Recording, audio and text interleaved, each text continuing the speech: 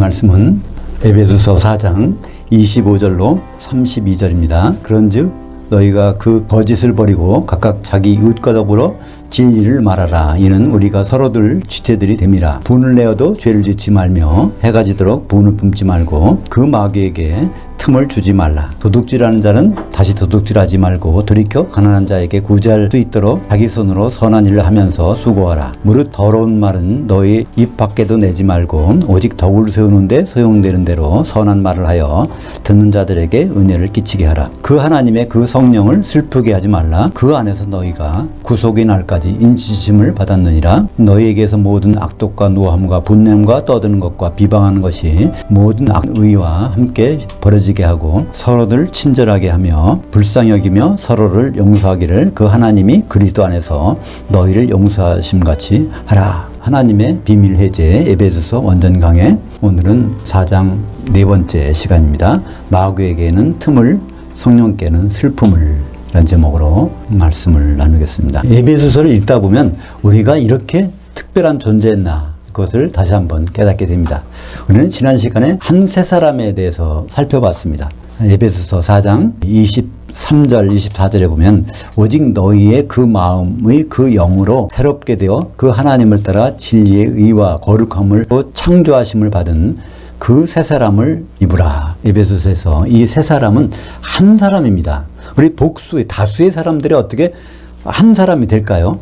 근데 여기서는 그게 된다는 말입니다. 다시 말해서 교회라는 것을 여러 가지 방면으로 이제 소개하고 있는데 4장 마지막 부분에서는 이 세 사람이 됐다면은 그 다음부터는 지금까지 있던 습관, 관습 그런 것이 하나씩 하나씩 고쳐나가게 되는 거예요. 지금까지 우리가 어떤 일을 했었는지 그것을 살펴보고 그것이 하나씩 제거되는 그런 일들이 나타나야 되는 것입니다. 헬라 문법 중에서는 명령법이 중요한 게 두 가지가 있어요. 동사를 과거로 쓰면요, 한 번만 하고 그만두라 이런 뜻입니다. 근데 헬라어 동사를 현재형으로 쓰면은 중단하라고 할 때까지 계속 하라는 거예요. 큰 차이점이 있죠. 근데 오늘 여기서 보면 한 7가지 명령이 나오는데 7가지 명령이 현재형 명령입니다. 그러니까 이것은 한 세 사람으로서는 끝까지 이렇게 해야 된다는 얘기죠. 그것을 말씀하고 있습니다. 첫 번째 보니까 진리를 말하라. 이는 우리가 서로들 지체들이 됨이라. 그러니까 우리가 이제 진리를 말해야 돼요. 그러니까 진리는 누가 진리일까요? 이 세상에 진리가 없습니다. 진리는 변하지 않는 건데 이 세상에 모든 게 변하죠. 진리는 누가 진리입니까?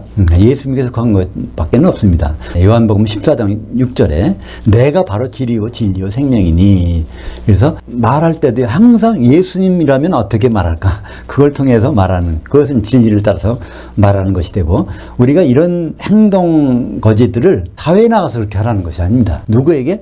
서로 간에, 주 안에서 형제든 이런 지체들 간에는 서로 예수님 안에서 말하는 것처럼 이렇게. 두 번째는 26절 보면 분을 내어도 죄를 짓지 말며 해가 지도록 분을 품지 말고. 사람은 분을 안 낼 수 없어요. 그러니까 분 내는 것 자체가 죄가 아닙니다. 왜 죄가 아닐까요? 그것은 내가 하는 것이 아니야. 누가 시켜서, 나도 모르게 시켜서 하는 거예요. 근데 그 상태에 오래 있는 것이 죄가 된다는 거예요. 그거를 해가 지도록이란 말은 하루 만에 끝내야지. 계속 갖고 가면 이게 이제 죄를 짓게 된다는 말입니다. 성경에 보면 처음으로 죄 지은 사람이 누굴까요? 물론 이제 아담이라고 할 수 있지만 아담의 경우는 좀 다릅니다. 그죠? 왜냐하면 부인 때문에, 부인과 같이 있고 싶어서 부인 사랑한 것 때문에 이제 죄를 지을 수밖에 없었는데, 아주 질이 나쁜 죄가 있어요. 형제를 미워해서 그걸 살인한 죄. 그게 이제 가인이죠. 가인이 왜 그런 죄를 범했을까? 창세기 4장 6절 여호와께서 가인에게 이르시되 내가 분하여 하면 어찌 됨이뇨 안색이 변하여 하면 어찌 됨이냐. 그래서 자기 제사가 안 드려질 때, 동생의 제사는 받아들였을 때 이때 분을 가지고 있는 것, 이 분이 시작이 돼갖고 결국은 살인 죄까지 지게 된다는 것입니다. 창세기 4장 7절에 보면 내가 선을 행하고 있었더라면 어찌 낯을 들지 못하겠느냐. 선을 행하지 아니하면 죄가 그 문에 엎드려 있느니라. 문은 너를 원하나 너는 문을 다스릴지니라. 여기도 우리말 성경은 이렇게 안 돼 있어요. 죄가 너를 원하나 너는 죄를 다스릴지니라. 사람은요, 죄를 다스릴 수가 없어요. 여기서는 우리 마음 문을 다스리라고 되어 있어요. 우리 마음 문 바깥에는 항상 죄질 생각이 있는 거예요. 그러니까 죄는 어디 있냐면 우리 마음은 바로 바깥에 웅크리고 있어. 그러니까 마음 문을 안 다스리면 죄가 이제 우리에게 들어오고 그걸 죄를 짓는 것인데, 우리나라 번역에는 거기서 죄를 다스리라고 번역해 놨으니까 불가능한 일을 우리에게 말씀하시는 것이죠. 특히 거기에 가인이 왜 그런 처지까지 갔을까요? 가인이나 아벨은 둘 다 예배 시간에 맞춰서 예배를 드렸어요. 근데 왜 가인이 그렇게 실패했을까? 그 이유가 4장 7절에 나옵니다. 내가 선을 행하고 있었더라면, 이건 내가 나한테 예배 드리고 제사 드리기 전에, 이게 미완료입니다. 그 전에 네가 나를 기쁘게 하고 있었더라면 내 제사를 안 받겠느냐, 그런 뜻입니다. 그러니까 우리가 예배를 드린다고 하지만 예배 시간 열심히 예배 드려서 하나님 받으시는 게 아니에요. 예배 시간 오기 전에까지 내 행동을 내가 보고 있었다는 겁니다. 내 행동을 보고 내가 예배를 받아야 되겠구나, 안 받아야 되겠구나, 그런 생각을 한다는 것입니다. 근데 가인은 평소에 자기 먹고 살 걱정만 했어요. 농사를 지어서 하나님이 도와주지 않아서 내가 굶어 죽지 않아야지. 그러니까 자기 할 일만 했다는 것입니다. 그러니까 과거에 하나님을 기쁘게 하는 삶을 전혀 하지 않았어요. 그리고 히브리 말은요, 미완료가 두 가지가 있어요. 과거 진행형도 미완료, 또 앞으로 일어날 일도 미완료. 그래서 과거 진행인지 미래인지를 구분하려면 문맥을 보고 구분하게 되는데, 똑같이 거기에 미완료로 내가 선을 행하지 아니하면, 앞으로도 내가 나를 기쁘게 하지 않는다면, 하나님을 기쁘게 하지 않는다면 너희 마음 밖에는 죄가 뭉클해 있으니까 그게 들어올 수가 있어. 결국은 그게 들어가고 살인하게 되죠. 그러니까 그 상황을 보면 가인이 자기가 생각해서 살인한 게 아니라 누가 있어요? 배후에 마귀가 있다는 것을 알 수 있습니다. 오늘 제목이 뭔지 아십니까? 마귀에게 틈을, 성령께는 슬픔을. 이게 우리가 현재 하고 있는 동작이라는 거예요. 그걸 중단하는 겁니다. 헬라어 명령법에는요, 과거형 명령이 있고 현재형 명령이 있는데, 거기에 하나 덧붙여서 하나 중요한 법칙이 뭐냐면, 현재형 명령의 앞에가 부정이란 말이 들어가면요, 지금 하고 있는 동작을 중단하라, 그런 뜻입니다. 다시 말해서 마귀에게 틈을 주지 말라는 것은 현재형 명령인데 말라, 부정이 있으니까 지금 너희는 마귀에게 틈을 주고 있으니까 그 동작을 중단하라, 그런 뜻입니다. 또 성령께는 슬픔을, 그러니까 성령을 슬퍼하게 하고 있는데 그거를 중단하라, 그런 뜻입니다. 왜 그럴까요? 이제는 옛사람이 아니라 새사람을 입었으니까. 예수님과 혼인할 그 한 새사람이라면 지금까지 해왔던 것, 그거는 중단해야 되는데, 그것이 이제 세 번째가 나오죠. 세 번째는 마귀에게 틈을 주지 말라. 제가 청년부 전도사를 했을 때인가 누가 청년이 그런 질문을 하더라고요. 질문이 아니라 얘기를 하는데, 소문은 바람 타고 오는데 마귀는 못 타고 와요? 난 그 이해하기도 못했었는데, 마귀는 틈을 타고 와요. 성경이 있다는 거 그래요. 그러니까 우리에게는 항상 이제 마귀가 접근해 있어요. 근데 틈만 보여주면, 여지를 보여주면, 이게 마귀가 우리에게 이렇게. 그러니까 가인이 그런 틈을 보여주고 있어서 결국 살인까지 저질렀다는 것이죠.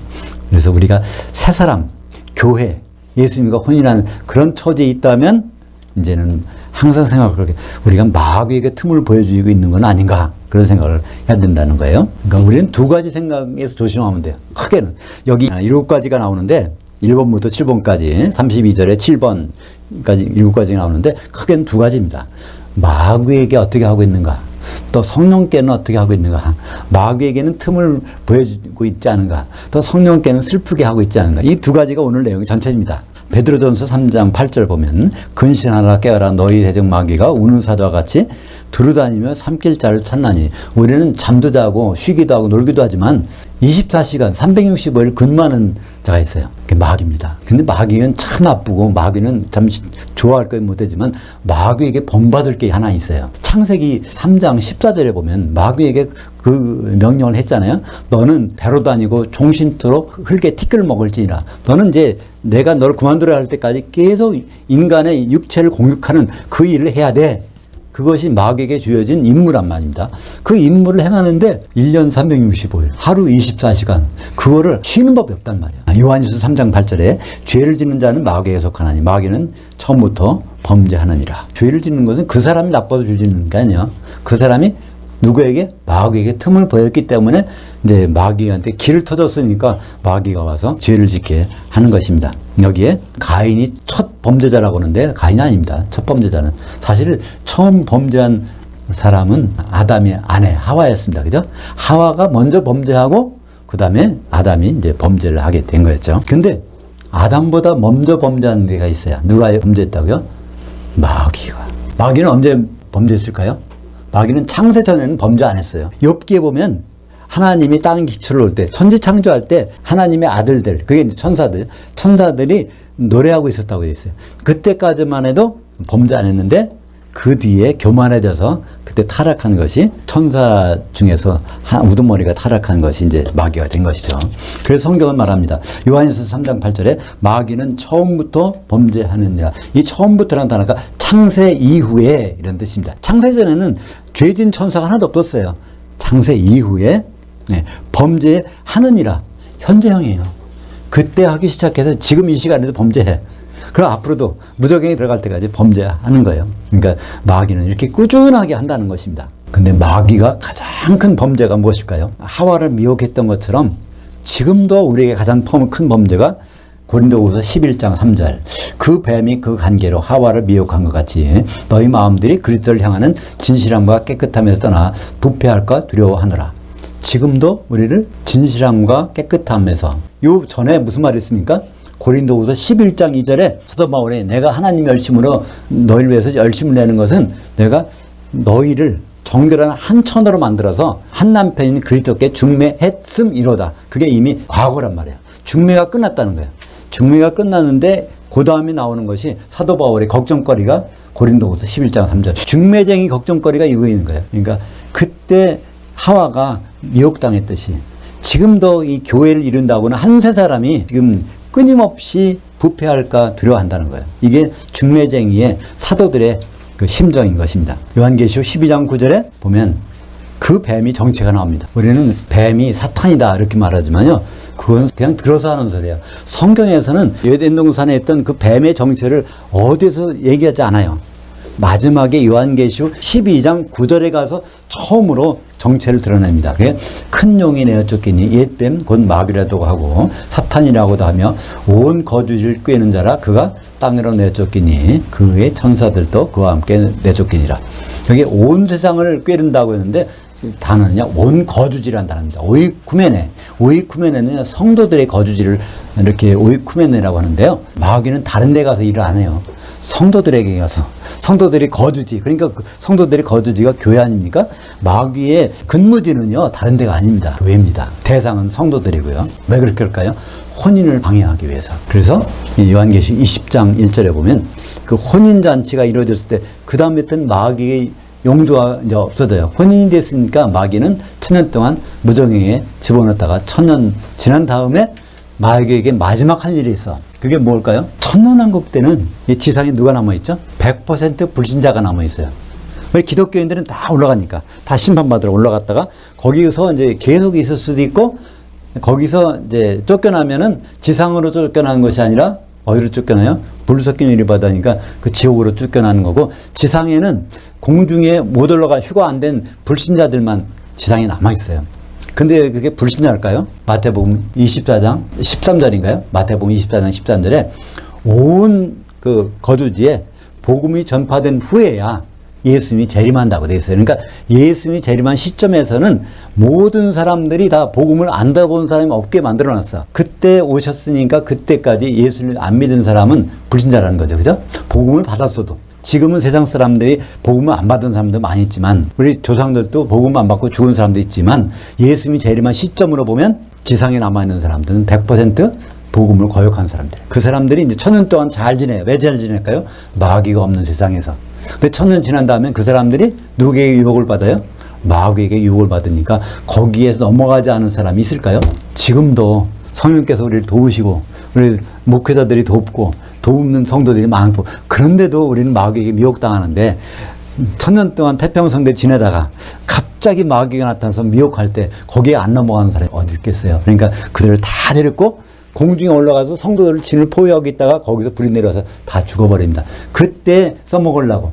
이 지상에는 천년 동안 불신자들을 미혹해서 이제 불에 들어가게 하려고 마귀를 무조갱이 잠깐 두시는 것입니다. 그러니까 하나님을 이렇게 잘 보면 굉장히 세심하신 것 같아요. 그냥 뭐 그때 가서 또 마귀 하나 만들어가지고 그렇게 쓰시면 되지. 그게 아니라 끝까지 마귀를 무조갱이 천년 보관했다가 그 마귀를 또 미혹하게 했다가 그 끝난 다음에 마귀 불못 보내시는 거 보면 하나님은 굉장히 살림살이를 아주 깔끔하게 하시는 것 같아요. 28절 보겠습니다. 도둑질하는 자는 다시 도둑질하지 말고 돌이켜 가난한 자에게 구제할 수 있도록 자기 손으로 선한 일을 하면서 수고하라. 여기도 보면 도둑질하지 말고, 그러니까 이건 현재 명령의 부정이에요. 그러니까 지금 현재는 도둑질을 하고 있는데 이거를 지금 중단하라는 거예요. 그러니까 이것도 어떤 도둑질이라면 세상 나가서 뭘 훔친다는 그런 얘기 아니에요. 형제들 간에 거기에 형제의 것을 잠깐 빼는 일이 우리 가운데 나타날 수 있단 말이에요. 그것을 이제 중단하고 오히려 선을 베풀라는 거예요. 그 선이라는 건 뭘까요? 도덕적인 선이 아닙니다.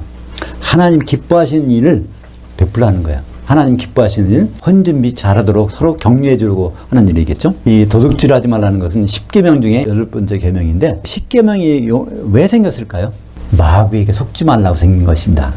우리가 그 10계명 하나하나마다 왜 그걸 범하게 됩니까? 결국 마귀에 속아서. 그러니까 마귀 있다는 것을 10계명을 통해서 우리 깨달으는 거지 10계명을 잘 지켜서 어떻게 훌륭한 사람 되보라 하는 것이 아닙니다. 그러니까 로마서에서 그러잖아요. 율법은 우리에게 주신 것은 죄를 깨닫게 하심이라. 그러니까 율법 준 것은 거울을 주신 거예요. 거울 보면 우리가 어디가 뭐가 묻었는지 알 수 있으니까. 그러니까 율법은 우리를 깨끗게 할 수는 없습니다. 다만 우리가 죄인이라는 걸 알고 그럼 어디 가서 이걸 깨끗게 하지? 그래서 예수님께 안내하는 그 몽학선생, 가정교사라는 것이죠. 근데 이 도둑질은, 성도 간의 도둑질은 언제 끝날까요? 안 끝납니다. 요한계시록 9장 21절. 또 살인과 복술과 음행과 도둑질을 회개하지 아니하더라. 요한계시록 9장 21절은 여섯째 나팔, 첫째, 둘째, 셋째, 넷째, 다섯째, 여섯째. 교회 시대에 불리는 나팔수래요. 그 다음에 일곱째 나팔은 재림 나팔. 그러니까 교회 시대 끝날 때까지도 어떤 사람이 있냐면 도둑질하는 사람이 있다는 거예요. 형제 간에 이것을 뺏고 하는 그런 일들이 벌어진다는 것입니다. 마지막으로 갈수록 주님 오실 때쯤에는 모든 사람들이 복음을 받아서 선해지는 게 아니라 그럴수록 더 악해지는 사람들이 교회에 많이 나타난다는 것입니다. 왜 그럴까요? 마귀가 교회에서 자리 잡고 있으니까. 29절 보겠습니다. 무릇 더러운 말은 너희 입 밖에도 내지 말고 오직 덕을 세우는데 소용되는 대로 선한 말을 하여 듣는 자들에게 은혜를 끼치게 하라. 그러니까 계속 선한 일, 선한 말. 그러니까 이때 선한 것은 하나님께 선한 것이고 하나님께 선한 것은 그리스도의 혼인에 관계되는 일, 거기에 도움되는 일, 그런 일을 성도 간에 하라는 것입니다. 우리가 목회자들을 볼 때, 목사님들이 말씀을 들을 때 이게 거짓인지 참인지를 구분해야 된다는 거예요. 그 열매를 보고 그걸 구분하라고 하는 것입니다. 우리는 그걸 쉽게 구분한 것이 어떤 목사님이 말씀을 들어보면 그것이 주님이 혼인에 관계되는 말인지 주님이 혼인에 관계없는 말인지, 그러니까 재림과 심판과 혼인 이 세 가지가 포함되어 있으면 그 목사님이 제대로 말씀하시는 것이고, 재림과 심판과 혼인이 포함되지 않았다면 그는 어딘가 이상한 열매를 맺는 그런 그게 되겠죠. 30절 보겠습니다. 그 하나님이 그 성령을 슬프게 하지 말라. 그 안에서 너희가 구속의 날까지 인치심을 받았느니라. 그러니까 우리가 해야 되는 것은 마귀에게 틈을 보여주지 않는 것도 중요하지만 또 하나는 성령이 슬프게 하는 일을 해서는 안 되는 거예요. 그러니까 여기도 말라요.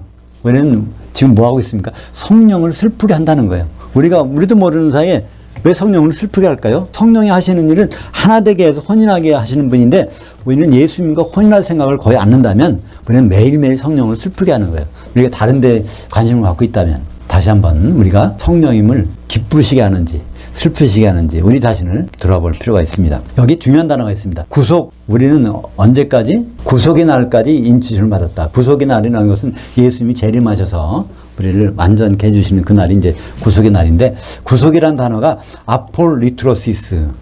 지난번에 나왔죠? 에베소 1장 7절에 나온 단어입니다. 구속. 우리는 그리스도 안에서 그의 은혜의 풍성함을 따라 그의 피로 말미암아 구속, 곧 허물 사함을 받았느니라. 이때 우리는 누구라고 그랬죠? 사도들입니다. 우리는 성도와 사도를 구분해야 성경이 이해가 됩니다. 우리는 다 구속받았다고 얘기하는데 우리는 구속을 안 받았어요.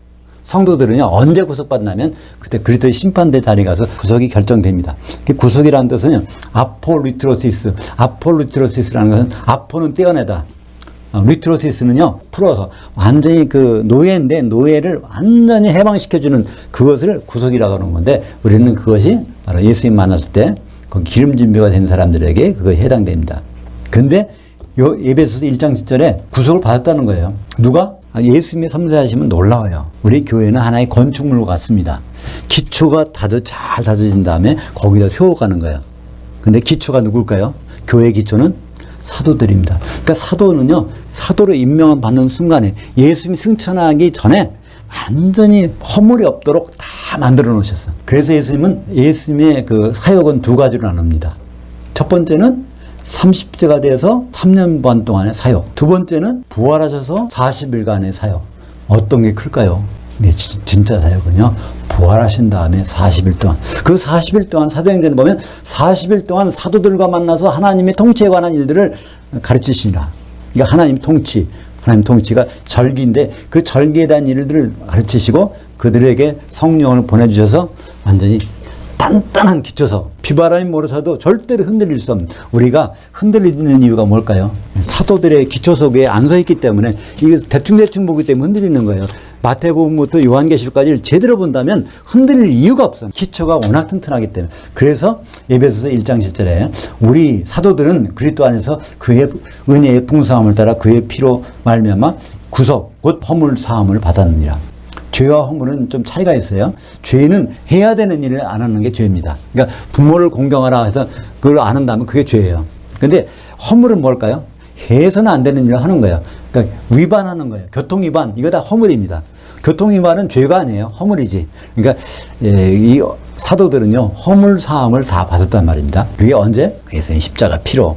그 다음에 40일 동안. 31절. 너희에게서 모든 악독과 노함과 분냄과 떠드는 것과 비방하는 것이 모든 악의와 함께 버려지게 하고, 그래서 우리에게 남아있는 것들, 이런 것들, 여기에 과거형 명령이 나와요.